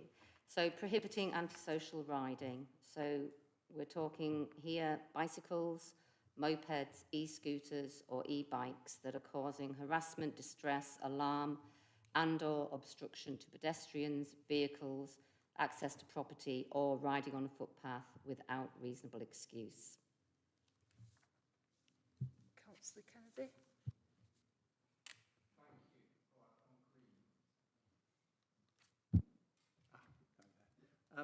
Thank you, Chair. Officers are aware that we've had a problem with this on Kenilworth Common recently, which has resulted in, I think, probably a good interagency plan to try and sort out what the issues are. But I have two questions about the antisocial, prohibition as it is worded. One is it makes no reference to damage to the environment, and that's one of the major problems on Kenilworth Common, that it's a local nature reserve and the riding has particularly damaged an area of lowland heath, which is very rare in our district, and a habitat for glowworms, which were also a rare species in our district. And that's a particular concern to people concerned with the environment. So could it be strengthened by, in the court, likely to cause damage to wildlife or environmental habitat? The second question I have, which has risen recently with some residents have contacted us about the definitions of bicycle, moped, e-scooter or e-bike, and whether that can also include dirt bikes, which have been seen on there. Now, I'm not technically qualified to know the exact definition, but I understand a dirt bike is a motorized cycle which is specifically designed to be used off-road, typically on a track, is not licensed to be used on a road, does not have the necessary license plate or lights or any of those things, but they have been seen on Kenilworth Common and along the Kenilworth Greenway. They're extremely powerful, extremely dangerous and quite frightening. And also, I think if they're taken on roads, and I actually saw three of them on the Coventry Road from Kenilworth recently, doing wheelies down the road at about 40 miles an hour. And as far as I could see, unlicensed bikes. And this is a real concern if that's coming in there. So I'm asking whether this particular prohibition can be strengthened in those two areas.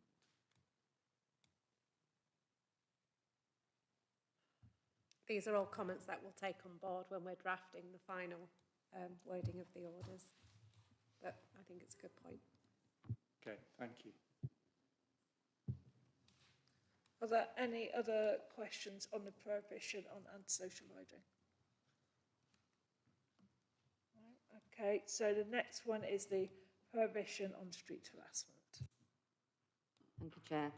So this prohibition includes, but not limited to, making sexually inappropriate comments or displaying inappropriate behaviours towards any person, including catcalling, wolf whistling, following someone, flashing or exposing intimate parts, non-consensual physical contact, sexualised comments, discriminatory comments, such as involving race, gender, sexuality, disability, age, religion, or any other protected characteristic.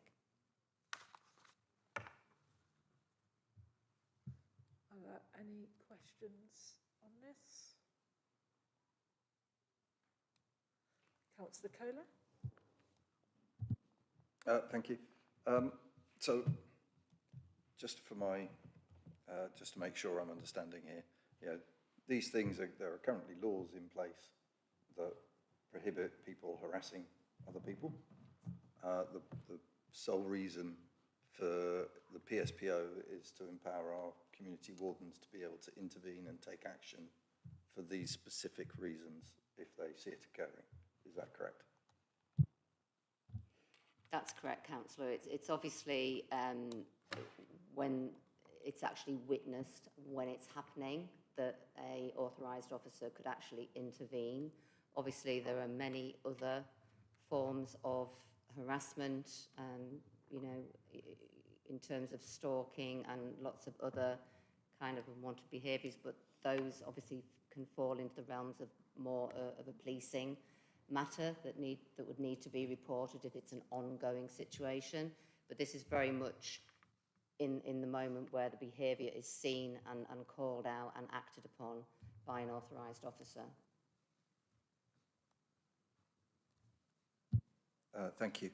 Thank you for that clarification. again, this is an area where obviously the overlap with the police is particularly stark. Is this one an area where we have any concerns that by having this as a PSPO, our community wardens are going to get into situations that honestly are best left to the police? I think, again, this applies to being very clear in terms of what the scope and remit of community wardens are, as opposed to what the scope and remit and responsibilities are of the police. And we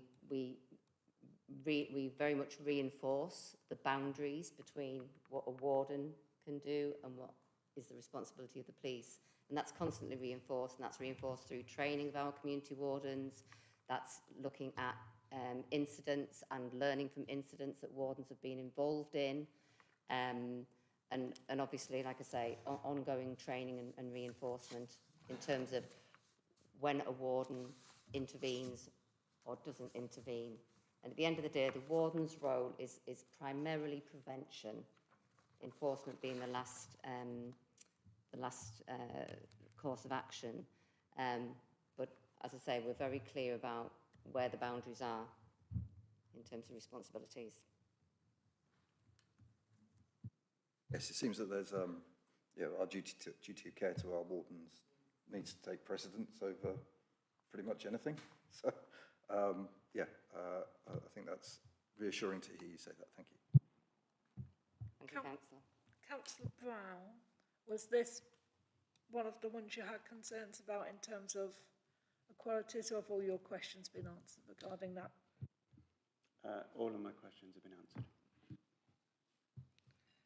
Are there any other comments on the prohibition on street harassment?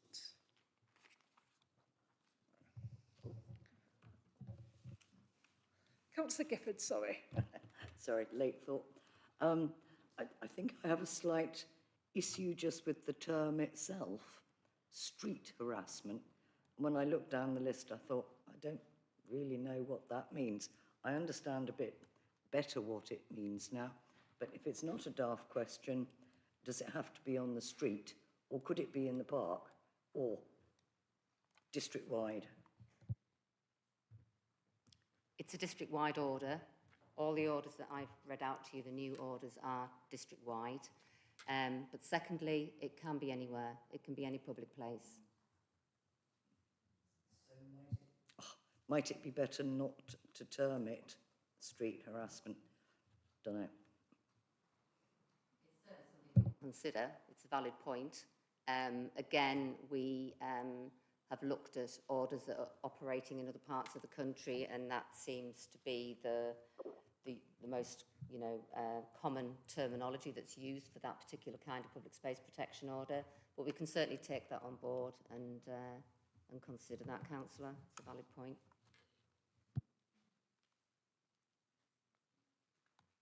Councillor Joy? Say somebody was harassed by someone, they were just sitting in the park or on a street bench or something, somebody comes along and they starts harassing them. What would happen if there's no wardens, there's nobody around to help?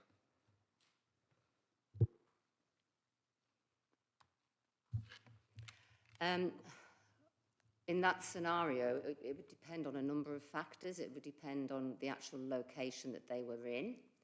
In terms of Warwick District, we have various measures in place. Obviously, we have our CCTV cameras across the towns and the open spaces and the parks.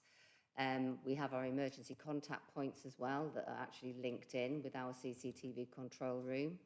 So if our operators were to see somebody in distress, they're trained to be that observant, then they could obviously call a warden or call a police to ask them to go to that location and check that out. We have had the emergency contact points triggered in the past by people that have felt unsafe in various parts of the town. And again, we've been able to provide assistance to that person while they're at that actual contact point and get eyes on them by cameras.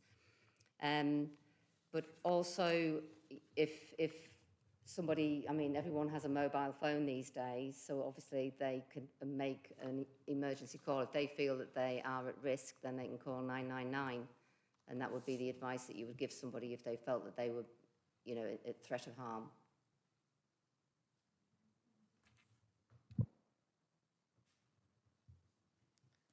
Okay, are there any other questions on the...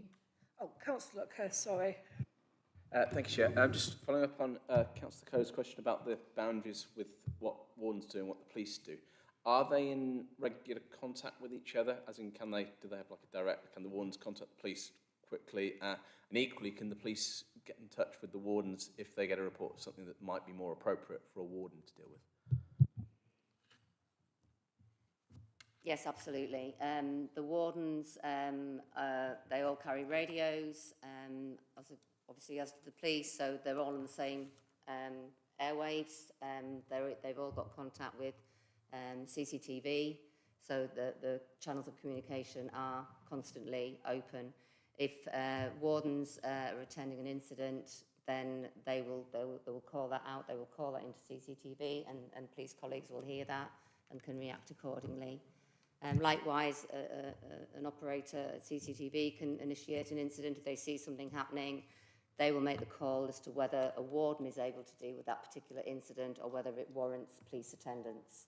So the communication is constant and ongoing. Councillor Syson? Can I just clarify that?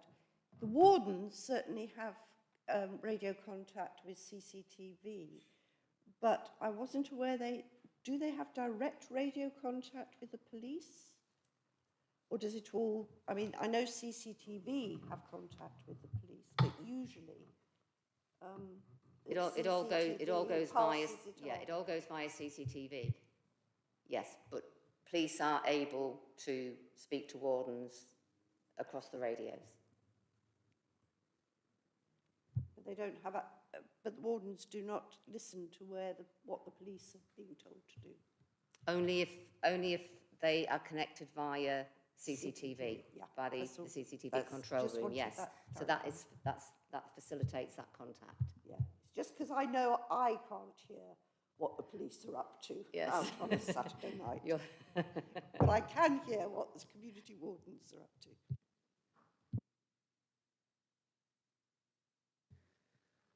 Are there any further questions on any orders related to antisocial behaviour? Okay, are you moving on to the potential for... Yeah, go. So, sorry about that. Finally, councillors, I just want to move on to another recommendation. Recommendation, is it 4 in the report? With regard to bridge jumping and other dangerous activities in and around open water. So members will see that we're recommending a focused public consultation on whether to introduce a new PSPO covering bridge jumping and other dangerous activities in and around open water. This isn't being brought forward as an immediate order tonight because it would be a new and specific restriction. And before any order is made, the council needs to be satisfied that the legal tests are met, that the wording is clear and that any restriction is necessary, proportionate and enforceable. The consultation gives residents, waterway users, young people, parents, local businesses, landowners, emergency services and water safety partners a proper opportunity to comment. It would also allow officers to test the proposed wording, identify locations of greatest concern and consider whether any exemptions or alternative approaches are needed. The proposed period is deliberately focused because the issue is seasonal, risk-based and linked to public safety, particularly during warmer weather, when open water activity is more likely to increase. The 4-week duration suggested is considered enough time for meaningful engagement while still allowing the council to respond promptly if the evidence supports further action. Members will also be aware that this is not a theoretical risk. Nationally, open water fatalities continue to occur each year, with inland waters such as rivers, canals, lakes, reservoirs and quarries accounting for a significant proportion of accidental drowning deaths. During the recent May heat wave, there were a number of tragic incidents across the country, including close to home in North Warwickshire, where a teenage girl died after getting in difficulty in the River Tame near Kingsbury Water Park. That local context reinforces why we are seeking to consult on a clear proportionate measure before the warmer summer period increases the likelihood of this type of behaviour. I would stress that consultation doesn't predetermine the outcome. Its purpose is to strengthen the evidence base so that the matter can be brought back to this committee following consultation with a clear understanding of public views, enforcement implications, and the likely impact on people who use these spaces responsibly for members to consider and approve if appropriate.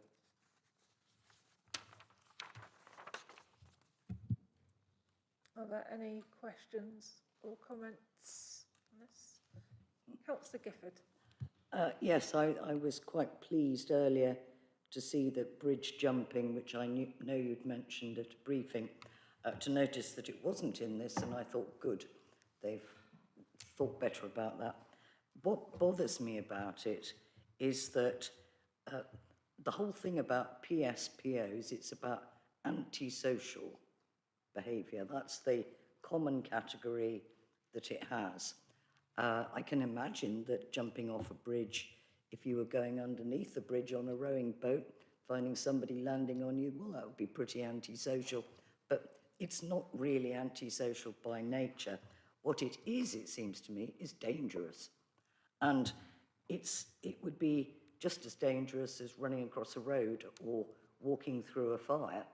And it's therefore, to my mind, not appropriate to be part of PSPOs. And I obviously we can, with the consultation, give views later, but I just feel it doesn't belong to this family of social issues.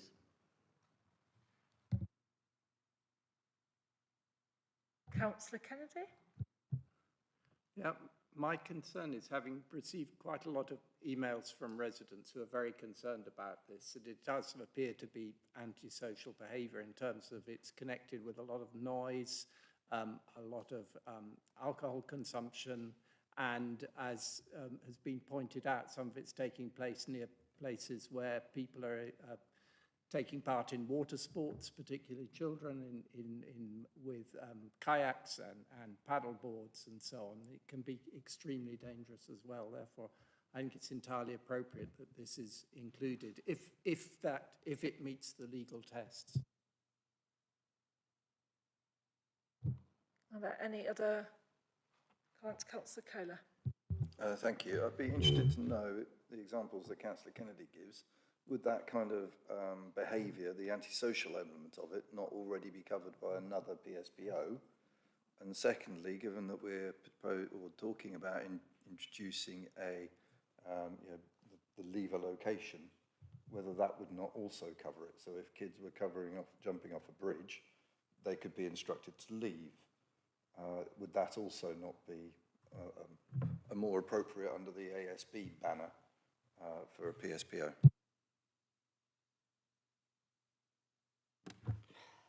I think that the reason we brought this to you is during the May heatwave, we had a lot of challenges at St Nicholas Park. There were several reasons behind this. Obviously, the heatwave. It coincided with a big event, so there were large numbers at the park anyway. And it also materialised that in Stratford, they had been encountering significant problems with large groups of youths that had come in from out of area into Stratford, who were also partaking in very risky behaviours around the bridges and the river, but also they were going into shops and stealing and basically creating mayhem. As a result of that, the police put in a dispersal order. And consequently, those big groups of youths jumped on a train and came to Warwick and descended on St Nicholas Park.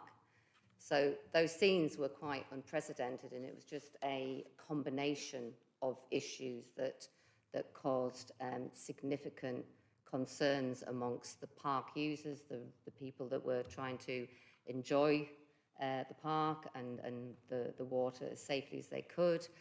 And it just brought to light, and again, this was compounded by what was happening nationally as well, that, and with obviously heat waves forecast, we're in one now and in the future, that what are the most effective tools that we can look at to put in place to try and deal with this set of challenges. Now, we've already Lorna touched on the bylaws and the reason why they have certain restrictions, if you like, and be able to react to these kind of situations.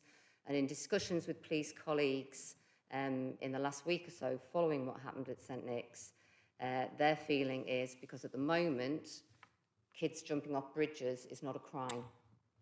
However, when you witness some of the scenes at St Nick's, and we have footage on community warden body cams,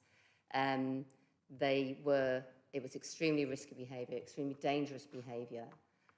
These youths, a lot of which had been drinking, and so to be able to manage that kind of situation is extremely difficult. A PSPO, and this is the police share this view, would give them that power to actually make some kind of action to enforce and stop that behaviour if they deemed it was a threat of harm to other members of the public. Thank you for that, very helpful. Does that mean that this would be a unique area? You say jumping off a bridge is not a crime, so would this be a unique PSPO where we would be giving the community wardens a power that the police don't have?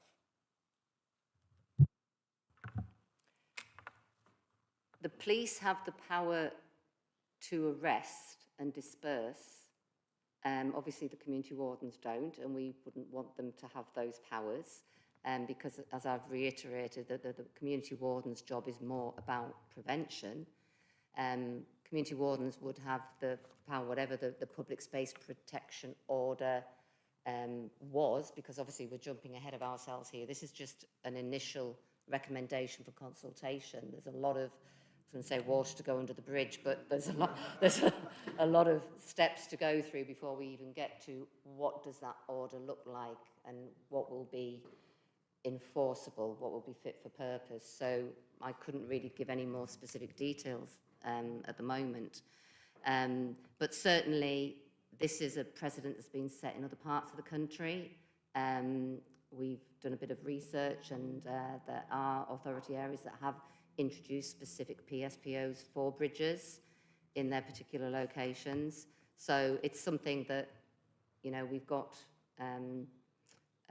you know, examples, concrete examples to look at as to what could be possible, what might work. But as I say, it's early days right now. We're just putting this recommendation to you for your consideration at this point in time.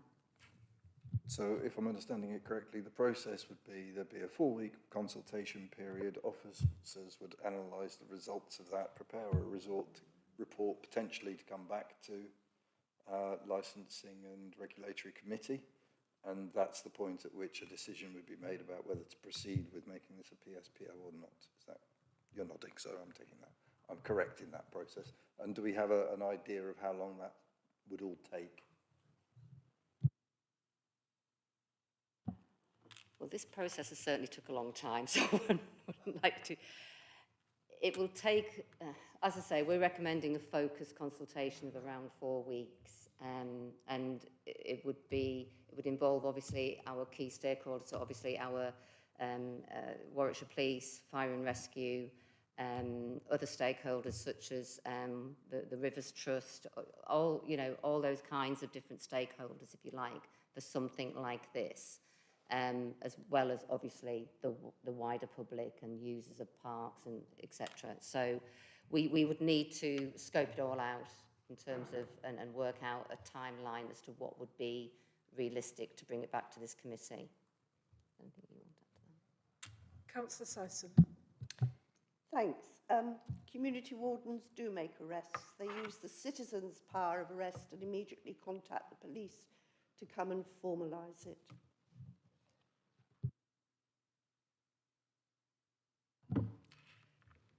That's correct. I mean, they can obviously they have got the CSAS powers to take name, address, contact details if you like, and yes, they can call the police to come and assist, but they cannot physically, in terms of the powers of arrest, execute those. That's for the police to do. Are there any other questions or comments on going out for consultation on a potential PSPO to do with bridge jumping? Councillor Kohler. One final, I don't think I've got a problem with going out to consultation on it, but what I would like to see when the report comes back, if we're going forward on it, I'd like a very clear explanation of how this compares with the police powers and why we need this under a PSPO rather than, and also how it's not covered by an existing PSPO, such as if the request to leave goes through, why that doesn't cover it, for example.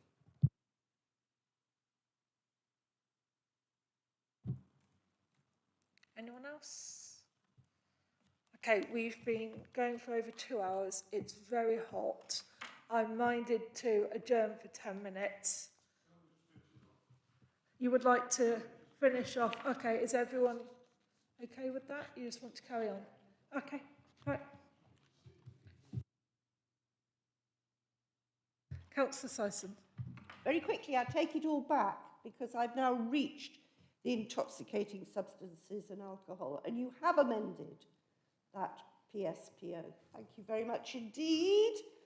Whew, it was a sweat.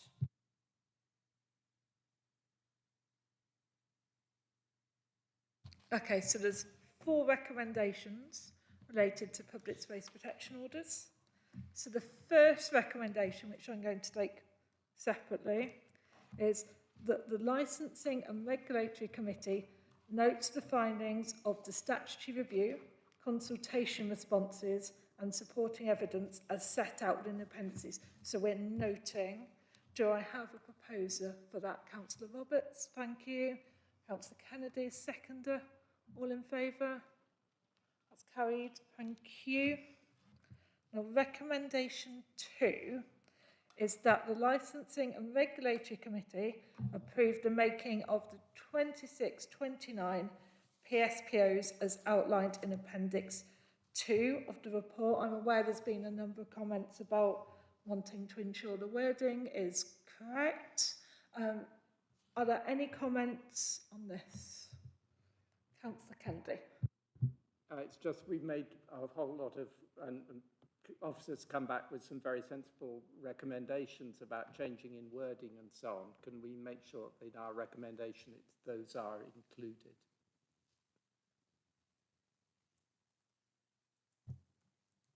Can we have some recommended wording of how we approve this, ensuring that all the suggested changes are made or that the wording's corrected? Yeah, so recommendation 3 is authority be delegated to the head of community protection and liaison with legal services and portfolio holder to finalise draft wording. So that kind of captures the changes to the recommendations, and obviously we've got legal here tonight who's been listening to all of the comments that you've made, and I'm sure she'll pick that up with those people. Does that? So just, well, maybe it's in section 3, just wondering whether it could make specific reference to the recommendations. We've sat here through 2.5 hours of intense heat and made a lot of recommendations. Could those be referenced in that recommendation? So obviously that will be recorded in the minutes and captured accordingly, and as I say, that recommendation 3 will pick that up with for final wording, so that's how that will come about. I do think with item 2, because the committee is approving it as outlined in the report, I do think we need some sort of comment in it acknowledging that there were a number of comments made by councillors, like subject to comments made by councillors, something along those lines. So yeah, so if the committee are minded, they can change the recommendation however they see fit. Obviously that would need a proposal, and I would advise you to make your proposal very clear as to what you wanted the wording to become, and then that would need to be voted on by the whole committee. okay, Councillor Kohler. Might I suggest that rather than tweaking, or maybe we tweak recommendation 2 to say taking into account the views expressed by the committee, but then we also tweak recommendation 3, where it says to give delegated authority to the head of community protection in liaison with legal service and the portfolio holder for safer, healthier and active communities. We add, and the chair of licensing and regulatory committee. If you don't mind me doing that to you, Chair. That is fine, Councillor Coates. So, Councillor Kohler, are you proposing recommendation 2 as set out in the report? I think, in light of Councillor Kennedy's, we should tweak it to say, taking into account the comments of the committee, something broad like that, just to sweep everything in. So you are proposing recommendation 2, that the Licensing and Regulatory Committee approve the making of the 26 to 29 PSPOs as outlined in Appendix 2 of this report, taking into account the comments made by committee. I believe I am. Councillor Roberts, seconding. All in favour? That's carried. Thank you. And so we move on to recommendation 3, that the Licensing and Regulatory Committee give delegated authority to the head of community protection, interim in liaison with legal services and the portfolio holder for safer, healthier and active communities, in consultation with the chair of the Licensing Committee, as suggested by Councillor Kohler, to finalise the draft wording of the PSPOs. Seconded by Councillor Kennedy. Is everyone in favour? That's carried. Thank you. And then recommendation 4, that the Licensing and Regulatory Committee approve a 4-week consultation with statutory consultees, key stakeholders and the public on the introduction of a public spaces protection order prohibition relating to bridge jumping and other dangerous methods of entering waterways in the district. Can I have a proposer, please? Councillor Roberts, thank you. And a seconder, Councillor Kennedy. All in favour? That's carried. Thank you. And now item 7, to consider resolving that the public and press be excluded from the meeting for the reasons set out on the agenda. Can I have a proposer, please? Councillor Kohler, Councillor Syson. Oh, Councillor Kohler, you want to say something first? Just before we leave public session, just like to put on record sincere thanks for the work that officers have done for the previous item. An awful lot of work has been carried out between the March draft of the report and this version, and it is very much appreciated by myself and I'm sure by other councillors. Thank you. Okay, so, and you're okay to propose that we, yes, and Councillor Syson, you seconding, or did you want to say something? Both. I just wanted to add my thanks for your leadership and persistence in ensuring that the previous report was pulled from our previous meeting, allowing us to have a much better report for discussion tonight. Thank you. Thank you. And I'd like to second the motion. Excellent. Okay, everyone in favour? Yep, that's carried. Thank you.